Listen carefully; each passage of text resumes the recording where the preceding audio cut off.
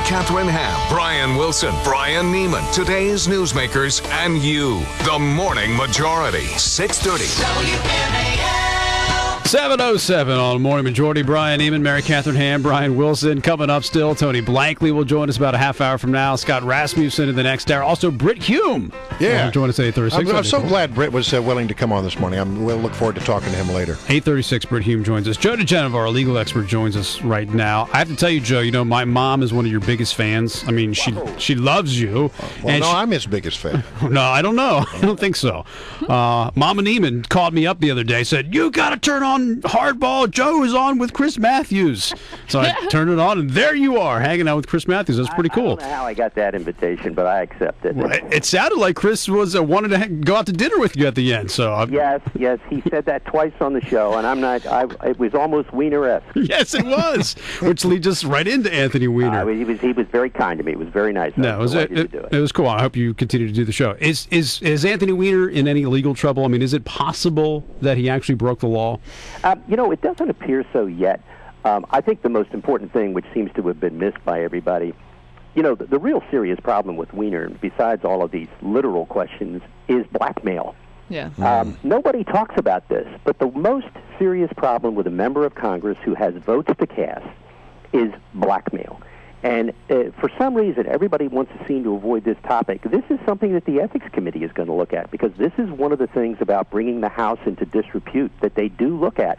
What kind of risk did he create for the House of Representatives, for the integrity of the voting process, and all of the institutional processes of the House? And the answer is he created great risk of blackmail, and it's fairly obvious why that would have been the case, because he lied at the beginning. And when you lie, that's what blackmailers want.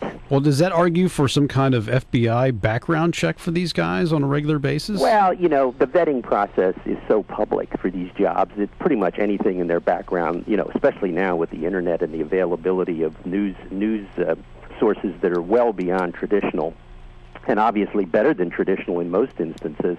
I think the Internet journalism far surpasses traditional journalism in terms of digging stuff up.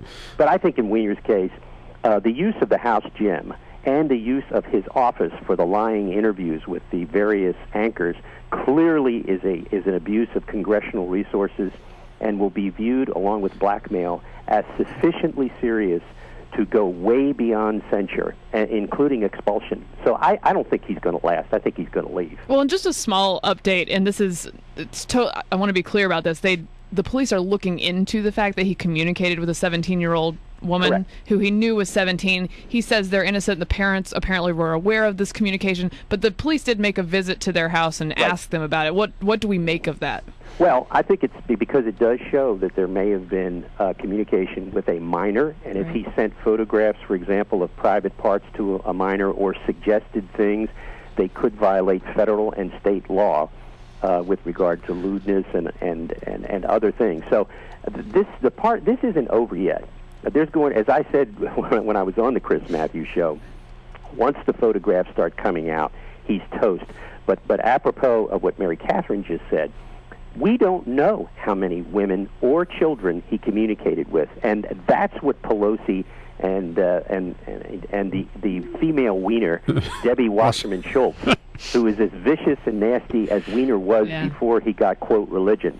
I mean, remember when she started out with Weiner, this is a personal matter, it's none of our business, we shouldn't look at it. Boy, did she get religion fast. Yeah. Well, let me ask you, though, if some guy, Joe Smith, sends nudie pics of himself to Jane Jones, who doesn't want those pics, but he sent it to her anyway, is there anything illegal about that, sending pictures of yourself to somebody who doesn't want those pictures? It's pretty hard to tell. It's probably not criminal unless it's a minor.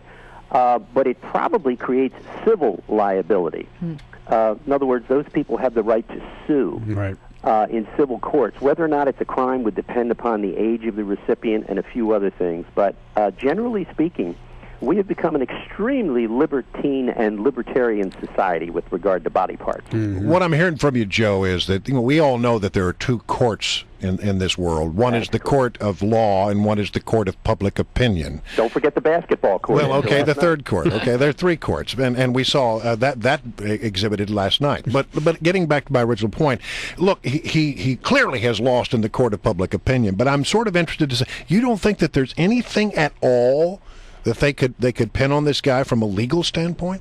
Well, the only thing they could do is you could try and stretch the law to some sort of resource mismanagement in the House, but you really don't want to stretch. That's pretty thin, though, isn't it? Would you build a case on that if you were the U.S. attorney or a special prosecutor? Well, I actually at the moment don't see anything worth criminal prosecution unless it involves a minor. Yeah. I think the people on the Internet who want to communicate with him who are adults and those who do not have options available to them, but I think the criminal law needs to be used very carefully. I'm really against overusing the criminal law. I think it's a dangerous thing. We have over-criminalized American life. You know, what this guy needs is to either resign or be expelled. I think if Congress wants to raise its head with some honor, they ought to throw him out. But, the Democrats desperately do not want that. They do not want to have to vote on this. Last week we were talking about this specific case where the Department of Education essentially called in. It wasn't a SWAT team, but there was armed personnel that they kicked in the door. They're looking for somebody who was delinquent on their student loans and possibly was involved in forgery, something of that nature. Well, we were saying, why do you need a SWAT team for that? Or why do you need armored police officers to do this? I mean, is this commonplace now? Are we seeing SWAT teams used too often these days? The answer to that question is absolutely. SWAT teams are being used too much. Now, when did this start with? Let's look at this. This is the Department of Education, not known to be a law enforcement agency. Right. Last time I checked, no. They used their Inspector General's office and local police to conduct a SWAT raid. This is absolutely outrageous. And if the Republicans want to do something productive with their power in the House, they ought to hold hearings on this. And where they should start is how this all got started. This got started in the Clinton administration. Right. For the first time in history, Jamie Gorelick, who was then Deputy Attorney General, deputized all the inspector generals in the government as deputy U.S. Marshals, which gave them the power to carry guns for the first time in history. Actually, the inspector generals had sought for years special legislation to give them the right to carry guns, and the Congress refused for the very reason we saw in this case last week. And so what did Gorelick do? She issued an executive order and allowed inspector generals to be deputy U.S. Marshals and carry guns. It all started then. It's blossomed. It's become goofy. Some of these raids are absolutely outrageous. And you know what's going to happen? There's going to be civil litigation. The government's going to end up paying millions in cases like this. It's going to be a gigantic waste of government funds. But this is part of the problem. When you have a large government, you have these government bureaucracies that have to have something to do. And when they train, even the Inspector General's office is now trained for these types of raids. This is ridiculous. Wow. Inspector Generals were supposed to be auditors, to look at books.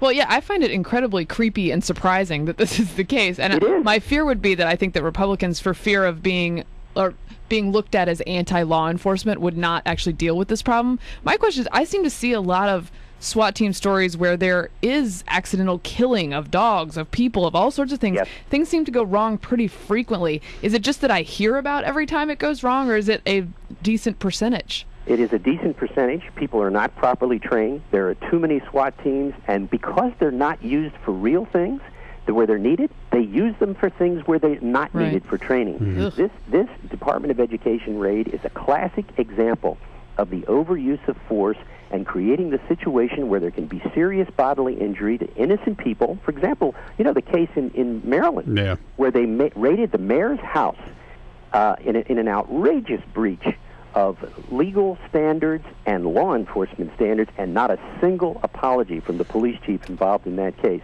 That's the kind of stuff that breeds contempt for law enforcement, and they've got to do something about it. This raid by the Education Department the other day is disgraceful and deserves congressional oversight. All right, Joe, always great to talk to you. We'll talk to you next week. Joe DiGenova, former U.S. Attorney to the District of Columbia, our legal expert here on W.